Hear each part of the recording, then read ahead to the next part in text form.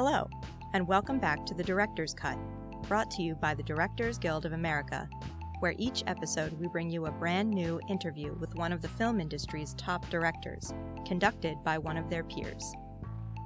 Remember to subscribe to our podcast on Google Play Music, iTunes, Stitcher, or on our SoundCloud page at soundcloud.com/thedirectorscut.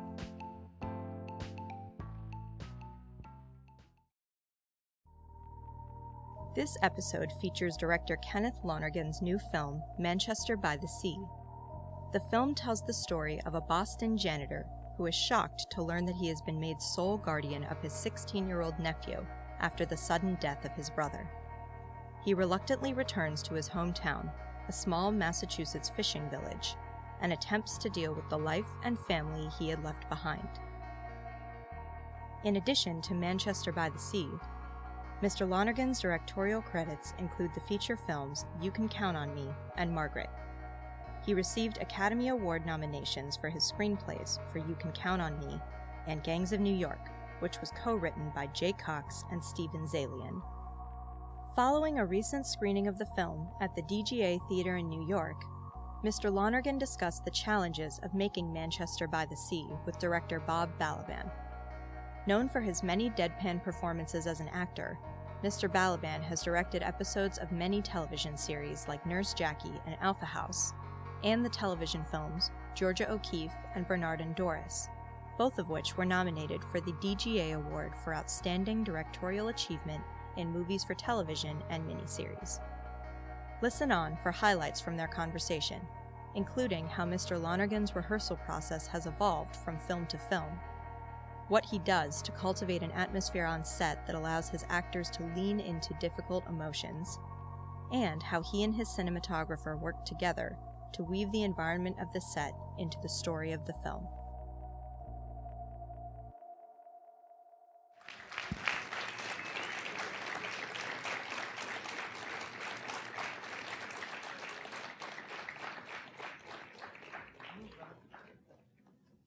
Well, congratulations, Kenny. Thank you. I'm not going to start with a question. I'm just going to start and say I love this movie so much. I'm a Thank you. huge fan. Thank you. And I have this sort of theory that if Chekhov were alive today and making movies and writing movies, he would be doing what you're doing, because it's so small and so big. Well, that's a huge compliment, and I can't accept it, but thank you. Well, but at least you like Chekhov. What if you had hated Chekhov? Yeah, I know. I once met a director, actually, who said, "I'm not one of those guys who loves Chekhov." And I said to myself very silently, "So you're not one of those guys who's terribly bright." But maybe that was wrong of me. I don't know. Maybe it was just judgmental. So tell us a little bit about how this came to be. I mean, it's possible you all know the story, but for anybody who doesn't, to me, it was kind of unusual, because there is no often, I suppose, but it's unusual that somebody would have come to you and said, please write a project about, yes? Yeah, well, Matt Damon and John Krasinski came to me, and they said they had an idea for a screenplay, and they wanted me to write it, and John was going to be in it, and Matt was going to direct it.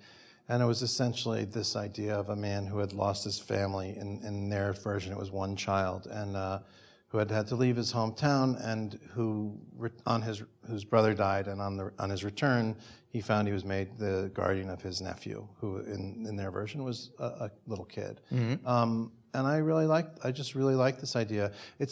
What's unusual about it is that it was an idea that I liked in a personal way and became my own, as opposed to a project that started with me and finished that way, or was something I was working on for someone else, because I do that a lot as well. But it always stays their project that I'm trying to help out with. And it was an unusual situation because Matt and I are friends, and I knew that I could write the script as if it were a play, and no one would do anything to the script that I didn't want to, which is totally unheard of for a screenwriter. So unless you direct it yourself or produce or control it yourself, as you all know.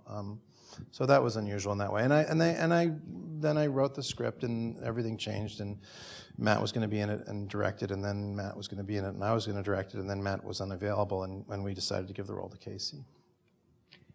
Did you write the movie with Michelle and Casey in mind for these parts? No, I actually I think I had Matt physically in mind for the role when I was writing the script, and I didn't have anybody else in mind in my head except in my imagination, my imaginary people that I spend most of my time with.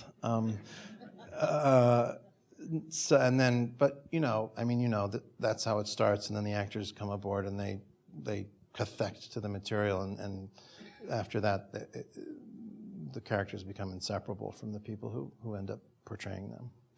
And Chris, was it hard to find him? Chris. Oh, maybe Case, the son, Patrick. Lucas Hedges. Yeah. No, I called him Lucas. Yeah. No, because Chris Moore is one of the producers, so I didn't. He came along from the beginning. Could have really confused you there. Yeah, I got mixed up for a second because he doesn't appear in the film. Lucas just auditioned. He's Peter Hedges' son, and I worked with him like 5 minutes ago when he was 10 and a half or 11. Yeah, it's just amazing. They changed very quickly. And he'd done 2 movies, I think, 2 or 3 movies as a kid or a little teen. And I auditioned a whole bunch of boys, and they were all really good. Most of them were excellent, and he just was the one I liked the most for the part. I made him audition 5 times, I think. Wow. Which was hard for both of us. I think harder for him, but I could feel his pain. But I couldn't afford to care that much because I had to worry about my own end. Well, he and Casey seem so related. I mean, it's just amazing.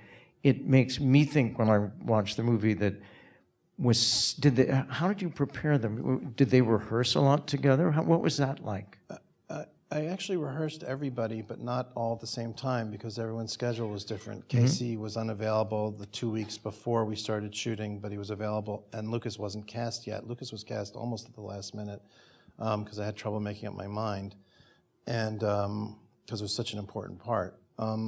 So they actually didn't get a lot of chance to rehearse together, and they just took to each other right away. Casey's extremely avuncular and paternal and kind and supportive, and Lucas, and in some way, and Lucas is very, kind of in real life, he's very eager to please and wanting to do well, and he's not really like that character at all. So it was an interesting watching him turn into that kid. And they spent, I think it's lucky that some of our earliest scenes that we shot were in that car, because they spent a lot of time in that car together, and a lot of time, we just did sequence, whatever, I forget what it's called now, because my mind is going, but when you just do a series instead of saying cut. So they just drive around and they just do the scenes over and over again.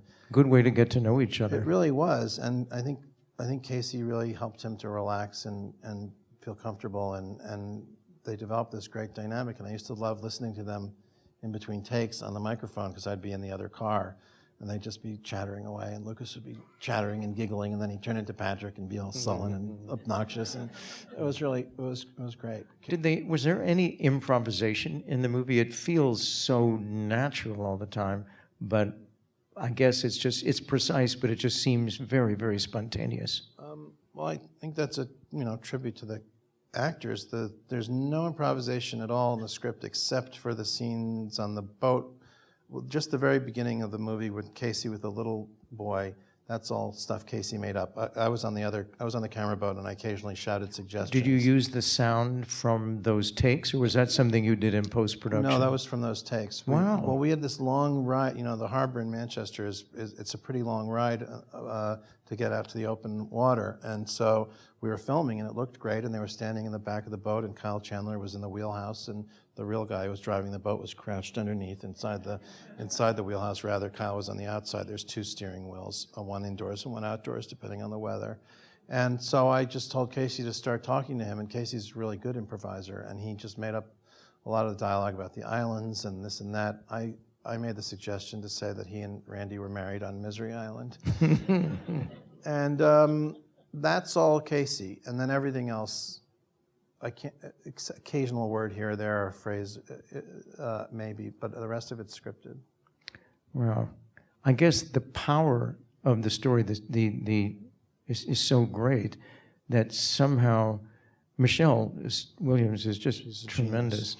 But obviously, she was able to keep that alive, and the transition where they're kind of crawling out of their grief is such a beautiful thing to watch. Yeah, I love that scene, and I love them for doing it so beautifully. And we all worked on that scene. We talked about it a little bit, not really about the scene so much, but what had happened in between, and just so we were all on the same page with what was underneath the script and when the last time they had spoken was, and just so everyone knew what the history was. And then I don't remember having to say much of anything for that scene. They rehearsed a little bit on their own. We rehearsed it a few times around the table, and then it was late in the shoot, so I think, and it got put off a couple of times because of scheduling changes, which I think was good. And it was just, I think we were all anxious that it should go well because we knew how good it had to be and how important the scene was. But once we started shooting it, I knew it was. Wow. And Michelle, I believe I read somewhere, did a lot of homework. A lot. She spent time in the places both for her accent and I guess just to get used to being there. Yeah, she did. She's amazing. I mean, she's in a lot of scenes in the movie, but she comes in and out, and she has to do a lot of different things. And I was just amazed because she would just show up. We were all there the whole time, and she'd show up at the night of the fire, and then she'd watch her children the house burn down and go insane on the spot. And I just was blown away. And then the next week she'd show up and she'd yell at them about the ping pong and be really hilarious and dear. And then she'd show up again, and she'd do the next scene, and it was just, she just kept showing up and going away, and every time she came in, she just had brought so much with her.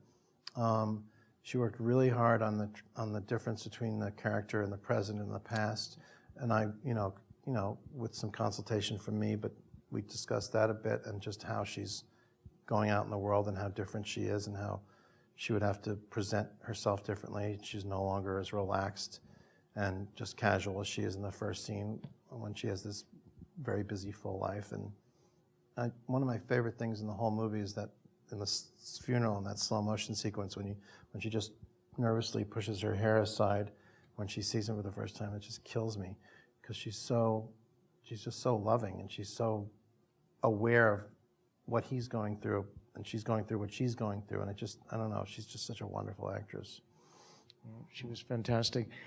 I was going to ask you a little bit about your childhood, because I was thinking Michelle was a theater kid, right, when she was pretty little in New York, yeah? And you became interested in theater at a pretty early age? Yeah, in high school, in 9th grade. I wrote my first play, and I think it was in 9th grade. It was a one-act ripoff of Network, which I had just seen. What? Do you still have it? I have it somewhere, yeah. You want to do it sometime? I don't know how well it really holds up. Okay. Well, the amazing thing to me about you is that your mother was a psychiatrist and your stepfather was a psychiatrist. And the first thing is, how come you're not crazy? Was my first question. I don't know. I suppose I am a bit, but I mean, everybody is. I don't know. They're no crazier than anyone else. I think they get a bum rap. Good. I mean, I'm not glad they get a bum rap, but I'm glad to hear it's not. But growing up in your house, do you want to talk a little bit about how you got actual material from some of the and it must have been very affecting to the way you looked at the world and the way you became an artist, to hear stories around the table, and your parents would share, not, they disguise things, but I guess you heard a lot of really interesting, personal, unusual stories at home. Yeah. Yeah, that's true. And there were a lot of us, and there were a lot of people moving in and out of the apartment all the time. I have a lot of step-siblings, and my stepfather tended to adopt people, and we always had someone staying in the back room. I just saw one of them last night, and I was in Washington, and this friend of ours, Debbie Barlow, who was made friends with my sister and moved in. I met her when she was 19, and I was 8, I guess, and now she's a grandmother. And she's a Mormon abstract expressionist painter with John Lennon glasses and blonde hair down to her, below her waist, and she wore overalls, and she's just incredibly nice, and she just lived with us for a year. So that was interesting. But my stepfather, I think it was just a talk about people's everyone in the family is interested in different people's personalities, I think, partly because of their profession and partly because, like any large family, a lot of people in it were insane.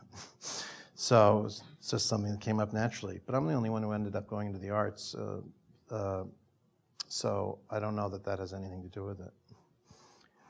Well, can we talk a little bit about the cinematography for this? Because I noticed this is not a cinematographer you've worked with before. Jody? Jody Lee Lips, yeah. Mm-hmm. How did that... I think he was voted at Sundance like the best up and coming, but he was up and coming, and this looks like a movie of a very mature filmmaker. Well, cinematographer. He's really, he really knows what he's doing. He's got a great eye, and we work.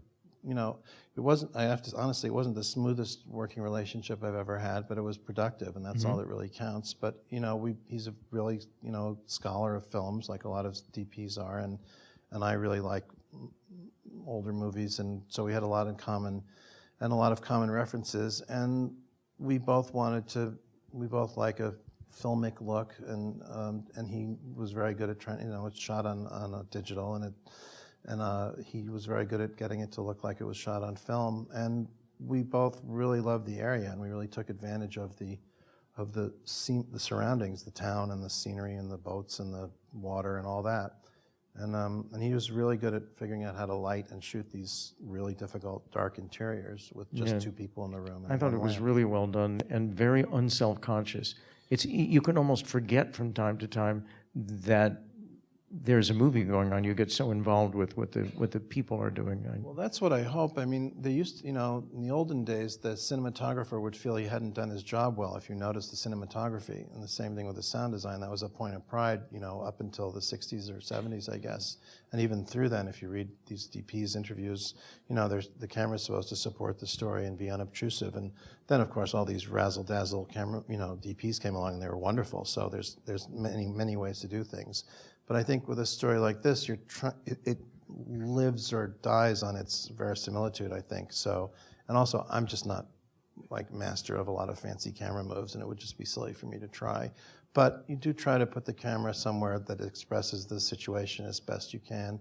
And if you want to, if you want to get a little bit more of a remote feeling, you try to frame it a little more widely. And I like to weave the environment in the not just because it's pretty, but because it's part of their lives, into the story as much as possible. And he was great at doing that.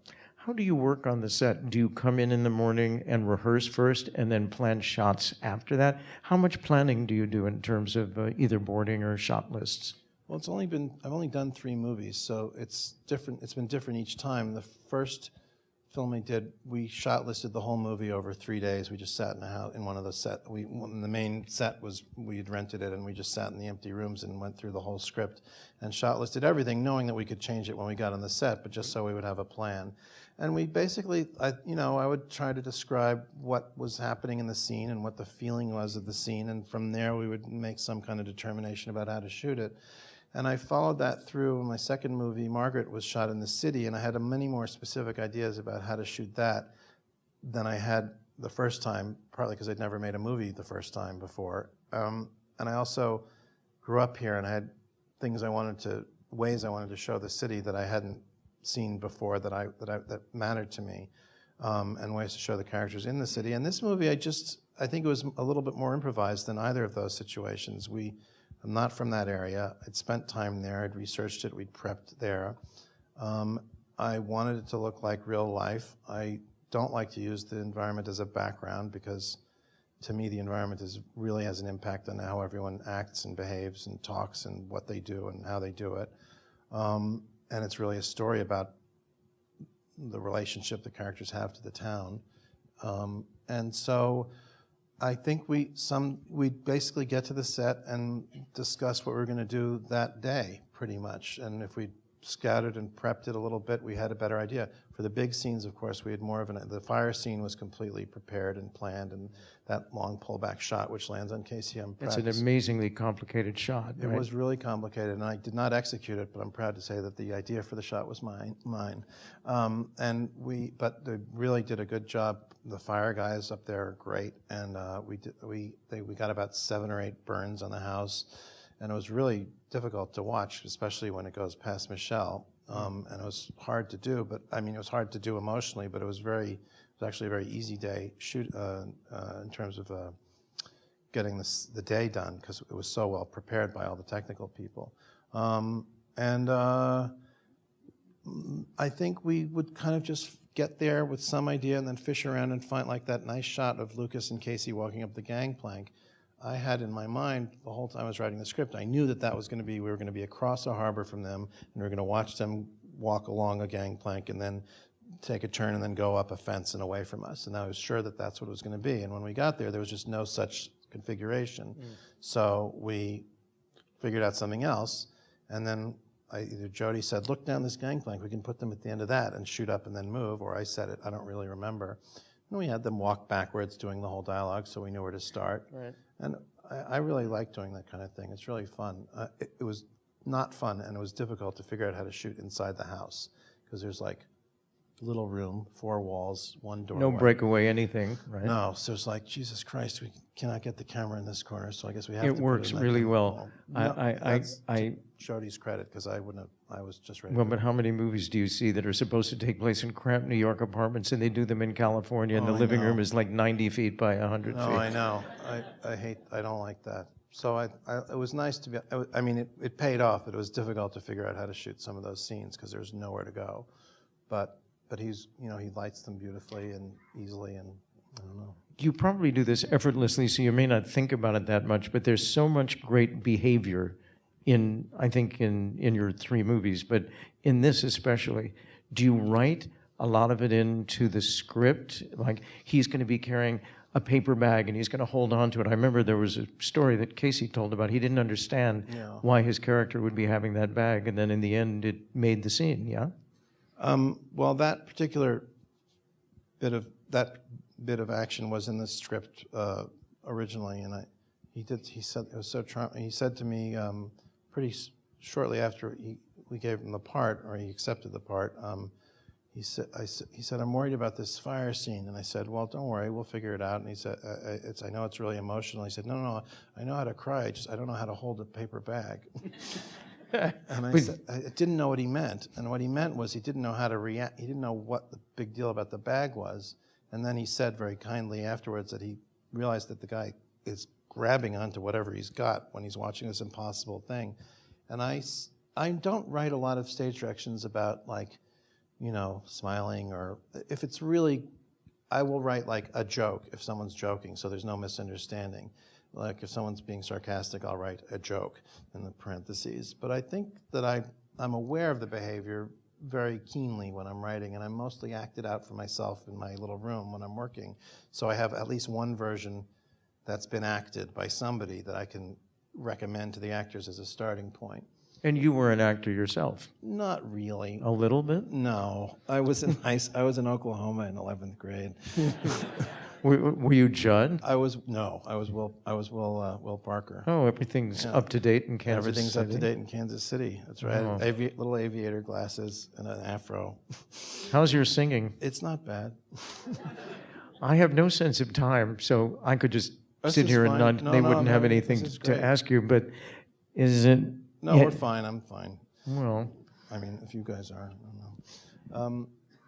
I was going to. No, I acted in high school plays, and I really liked to act, and I didn't want to be an actor, so I didn't think I'd ever get the chance. So I put myself in my movies so that I could offer myself and accept. Are you in all roles. your movies? I appear in each film, yes. Wow.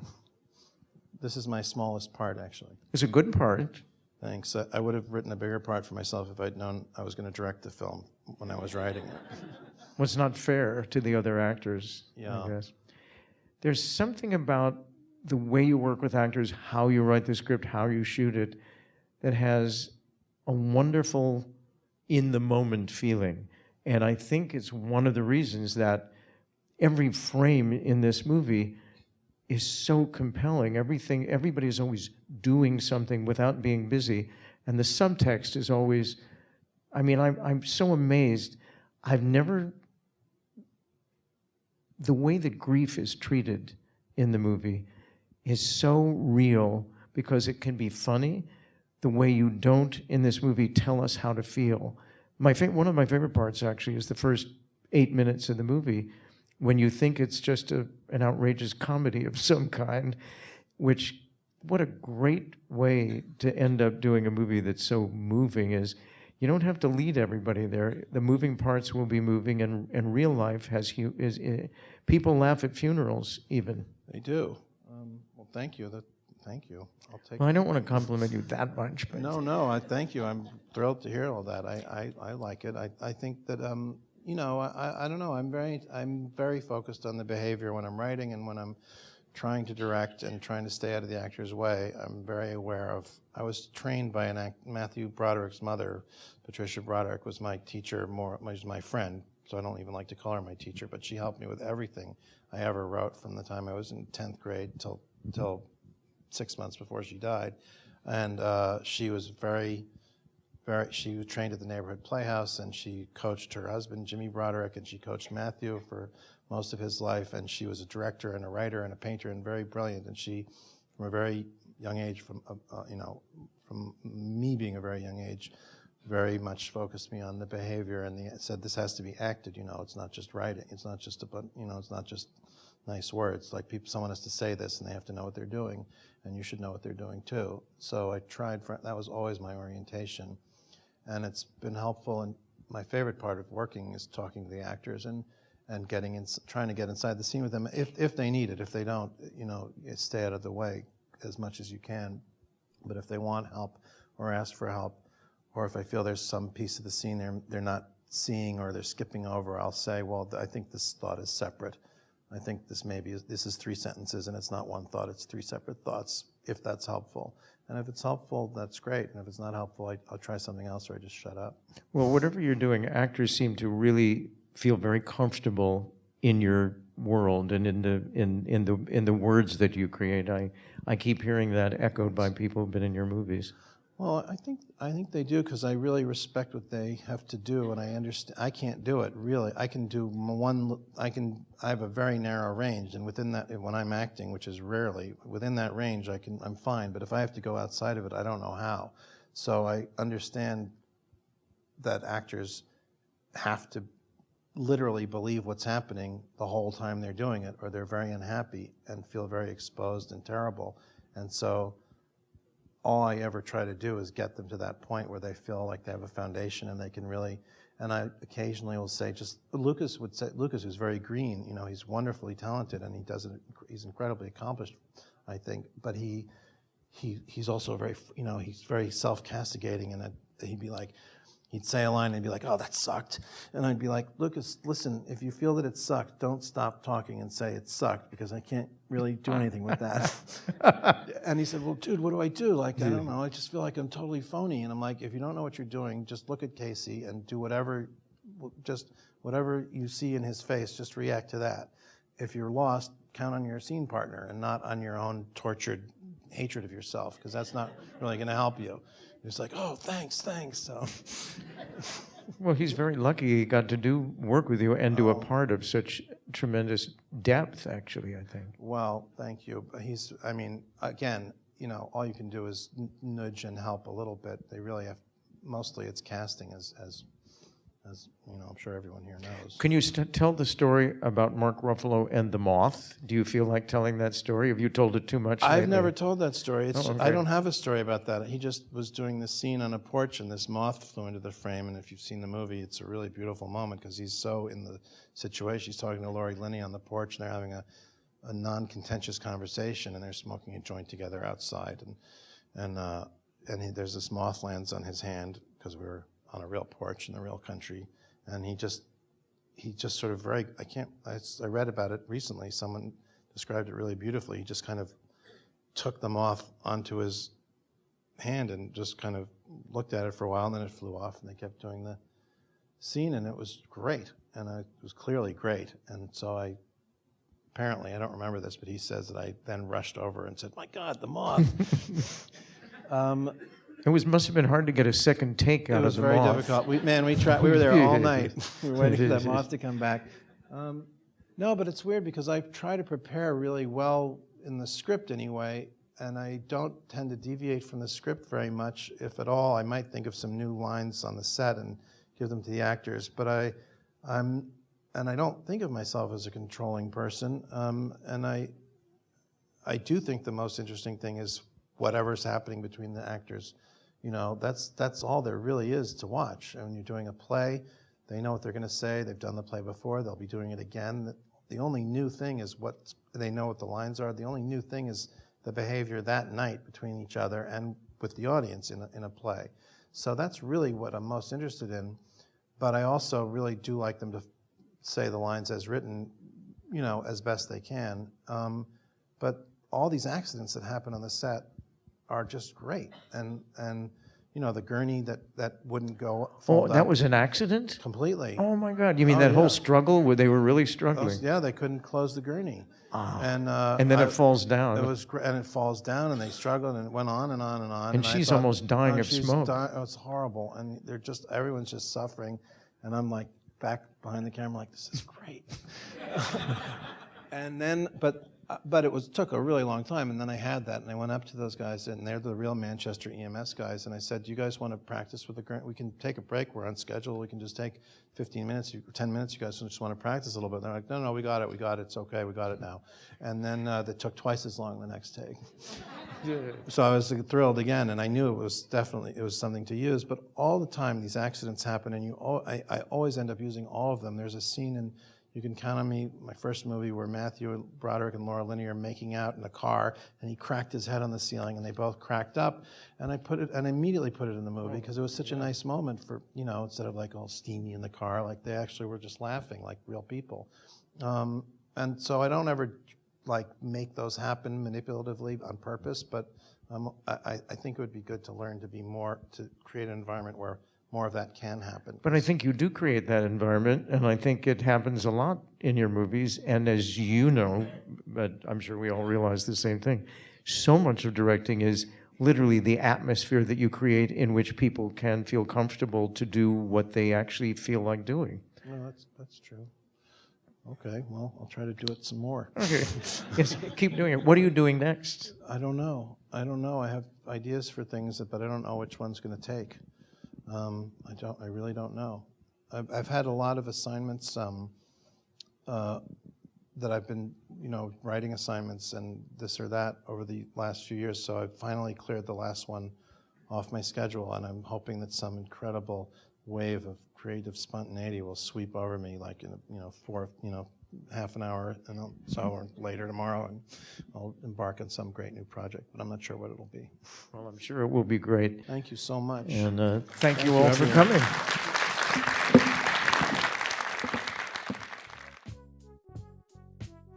Thanks for listening to this DGA Q&A. Check out past episodes of the podcast by subscribing wherever you listen to podcasts, or on our website at dga.org/podcast. We'll have a lot more episodes coming your way over the next several weeks, so stay tuned. And if you haven't already, please subscribe to The Director's Cut on iTunes, Google Play Music, Stitcher, or our SoundCloud page so you won't miss an episode. If you're enjoying the podcast, please leave us a review. We'd love to hear your feedback. Thanks for listening, and have a great week. This podcast is produced by the Directors Guild of America. Music is by Dan Wally.